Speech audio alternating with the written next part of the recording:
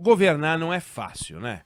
Se fosse fácil, qualquer um poderia ser presidente da República. É um troço complicado, delicado, e toda hora desafios e desafios e desafios, e os governantes eles chegam achando que eles dominam tudo, que tudo eles podem conduzir, que é só no sapatinho, mas a vida real vai se impondo e a gente vê que as coisas têm um script que vai sendo escrito dia a dia, hora a hora, minuto a minuto. Planejamentos muito profundos acabam muitas vezes servindo para organizar o país, mas as relações institucionais, elas são dinâmicas. A gente viu o que aconteceu e está acontecendo entre Congresso, Supremo Tribunal Federal e também governo, por causa das emendas parlamentares, uma atribuição do Congresso que ele foi aos poucos pegando e que é um absurdo, né? E aí o Supremo deu uma enquadrada muito bem dada, mas muito bem dada. Flávio Dino, que eu já critiquei 200 mil vezes como ministro da Justiça, fez um gol de letra, enquadrou o Congresso Nacional. Não adianta os 513 deputados, 81 senadores ficarem chiando, reclamando. Tem que ter transparência, tem que ter rastreabilidade, tem que ter vergonha na cara também, né? Ficar botando dinheiro na prefeitura da mulher, prefeitura do marido, na prefeitura do pai. Uma vergonha, né? Inominável.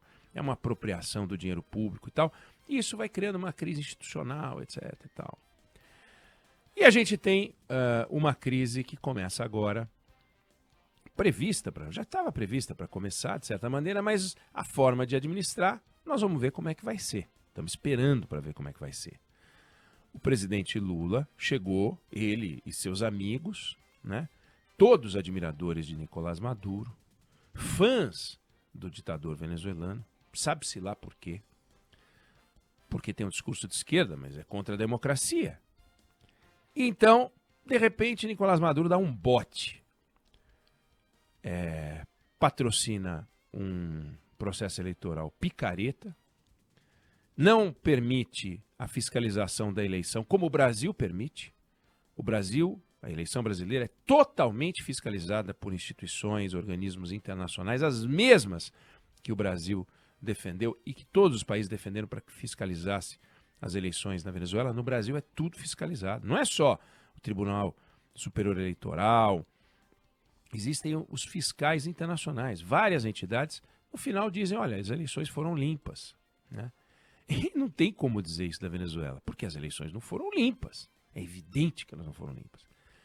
O presidente Lula, no primeiro momento, calou, tendo sido aquele que recebeu Nicolás Maduro como chefe de Estado bacana e tal, um gesto de imprudência poderia ter sido evitado, mas, como eu falei, vida real, vida real.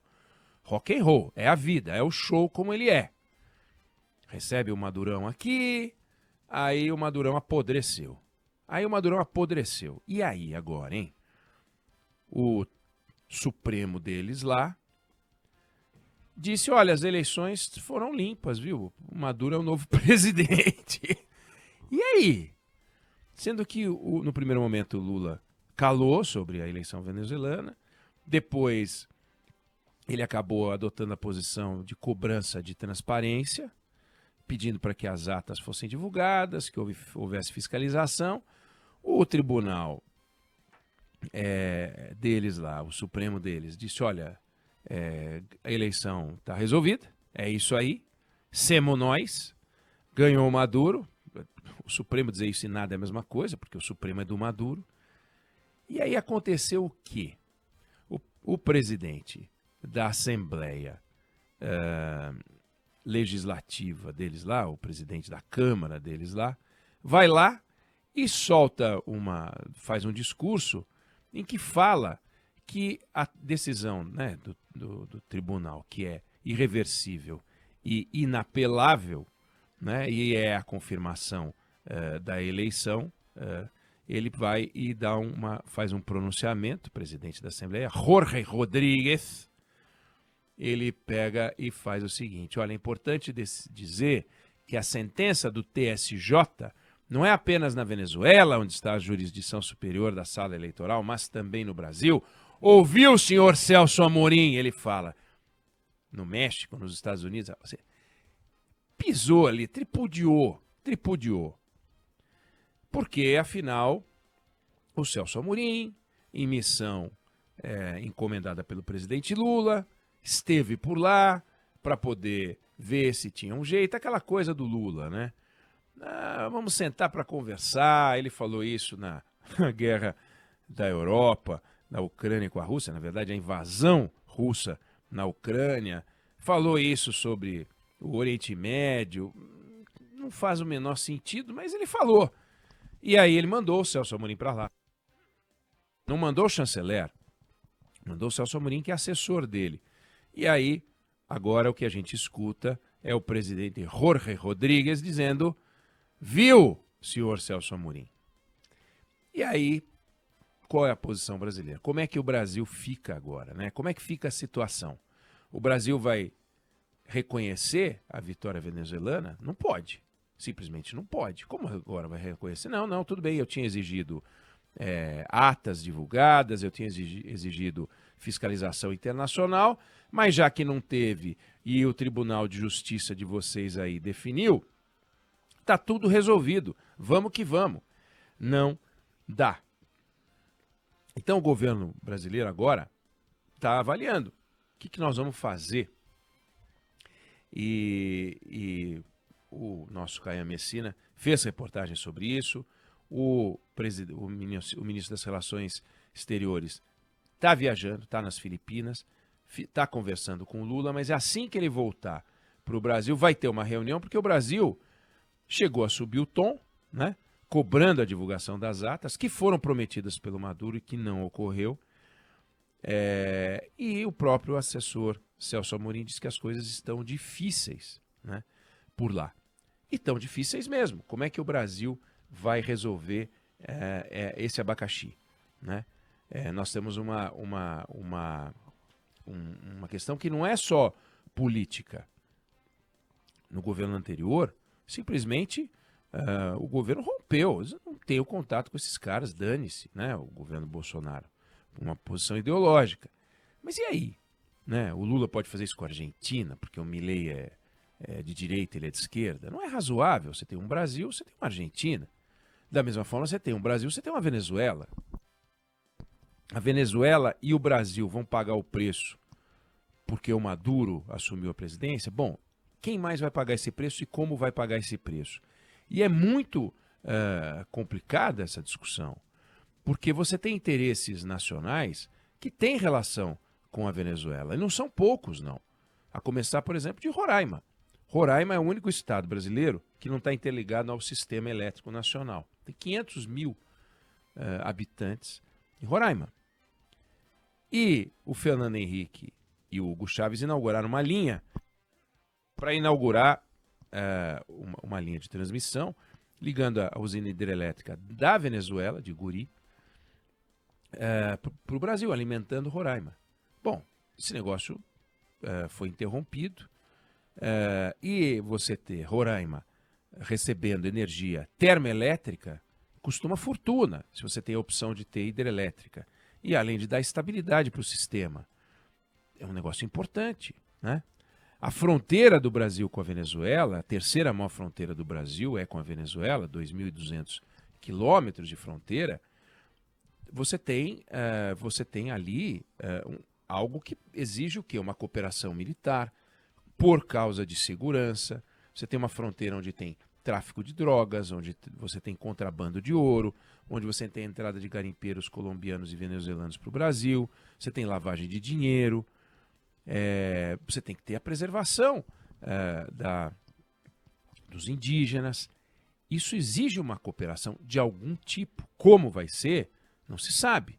Você tem uma relação comercial que hoje é inexpressiva, mas como é que vai ficar? Vai ficar inexpressiva? Vai ficar inexistente? A Venezuela tem 18% das reservas mundiais de petróleo. É a maior reserva de petróleo do planeta, a maior que a Arábia Saudita. No entanto, é o 25º produtor de petróleo do mundo, porque está nas mãos do doido desse Maduro, que está arruinando a Venezuela. Como é que vai ser? Está aqui do lado. Se a Venezuela fosse lá no Oriente Médio, não seria um problema para nós, como é. Mas está aqui do lado, é vizinho, é grande, é poderoso. Tem dinheiro, tem petróleo, tem hidrelétrica.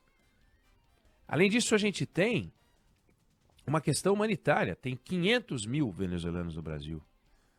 E você teve o maior movimento de um êxodo de quase 8 milhões de pessoas fugindo das mãos do ditador. Não vieram para cá, a maioria foi para a Colômbia. Mas como é que vai ficar? Como é que ficam as relações Brasil-Venezuela? Nós vamos ignorar a Venezuela? Não tem mais Venezuela. Não dá. Então, o Brasil defende a democracia. Aliás, uma declaração dada pelo Amorim, curiosa, mas é verdade, são 3 pilares. O Brasil sempre defendeu a resolução pacífica de controvérsias, bom. O Brasil sempre defendeu a não ingerência em assuntos internos, bom, até para que também não façam o mesmo conosco.